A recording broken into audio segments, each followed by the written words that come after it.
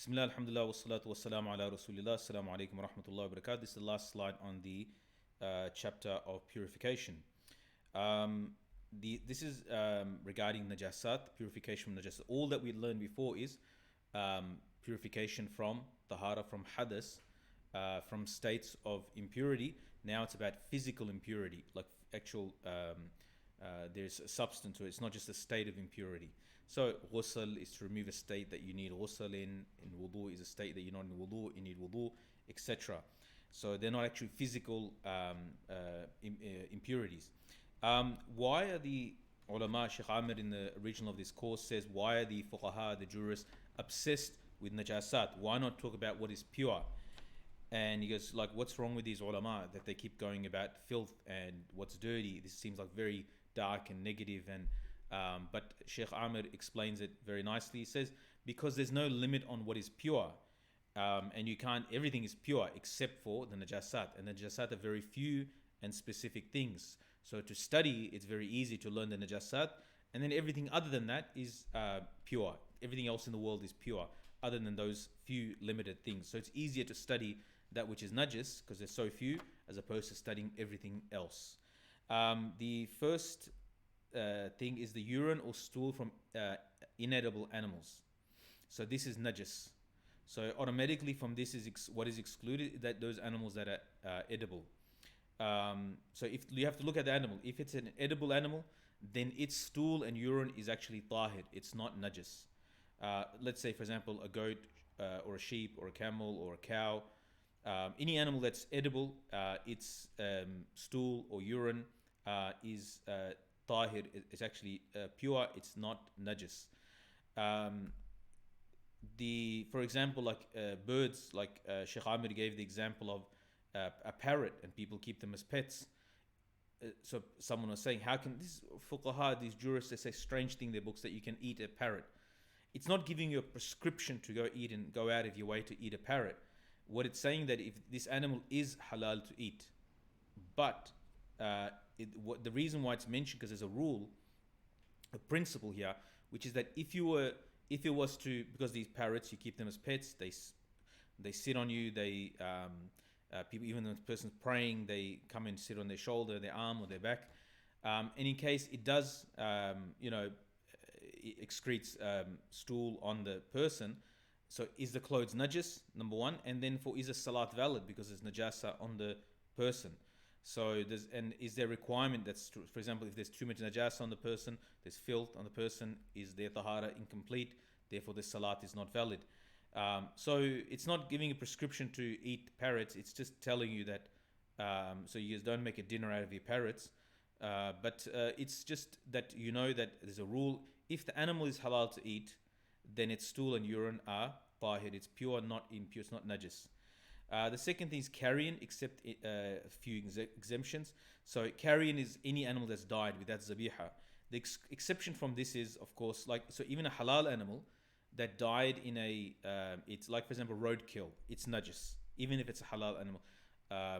It's najis. The exemption from this one doesn't make it najis. A human being. So, for example, a dead human being is a maita, is carrion in a way, but it's not najis. As a human being, it's not najis. Any animal, anything, living thing that has no flowing blood, for example, a fly.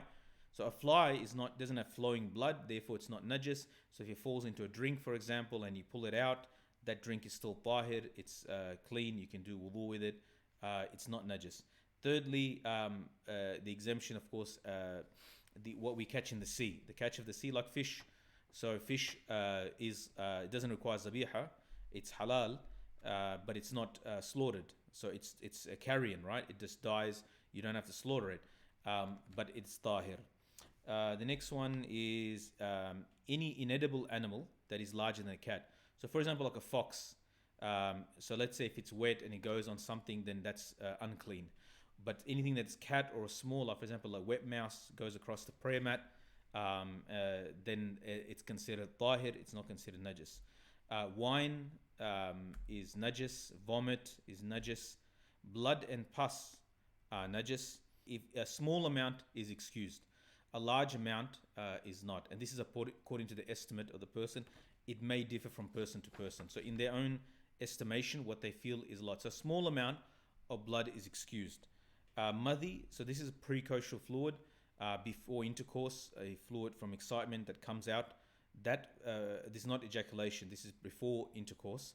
That fluid, clear fluid that comes out, this is najis.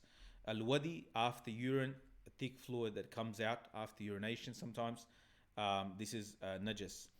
How are najasat removed? So the first thing is 7 washes with water, and one of them being with dirt. One of the 7 being with dirt. This is for filth from dogs and pigs. This is specifically for najasa from dogs and pigs. They're considered the most filthiest of things. Therefore, to clean any najasa from them, let's say any fluid from them, should be washed 7 times, and one of those 7 times is with dirt. The second is with water and no dirt, so just with water. So then there are different levels. So for example, it's sprinkled or just splashed on top of the najasa. This is for a baby boy, so under 2 years old, who hasn't eaten anything yet. He's only had mother's milk, and he urinates. So for baby boy only, not for baby girl. That urine doesn't have to be washed and like squeezed and so forth. It just has to be soaked just by sprinkling the water on it. With one wash, so this is any filth that is on the ground or like on tiled area or on the ground. You just have to use water just to flush it out. Just clean it once. It doesn't require multiple washes. 7 washes with water. So none of these 3, there's water with no dirt. So 7 washes. This is everything else. This is one of the things that is specific to the Hanbali mazhab as opposed to in the other madhahib. It doesn't. This is only in the Hanbali mazhab where everything other than the above mentioned ways of cleaning. For example, if there's najasa on clothes, it has to be washed 7 times. The final thing the Sheikh mentioned on this section, money, semen. Man ejaculates, semen is tahir. It is not najis, it's pure. Secondly, the general moisture in the vagina is tahir, it is not najis. So that's the section on tahara. Inshallah, after this will be the section on salat. This is a prerequisite, inshallah, when we get to that. The actual complete course contains a lot of quizzes and questions and so forth. For the scope of this recordings, inshallah, I'm only doing the lesson parts of it, not the exercises and question answers that the Sheikh does, because that's in an interactive environment that is in a classroom lecture. Inshallah, maybe in the future this can be delivered with an interactive audience, and those quizzes can be delivered as well with recordings. Barakallahu feekum. Assalamu alaikum wa rahmatullahi wa barakatuh.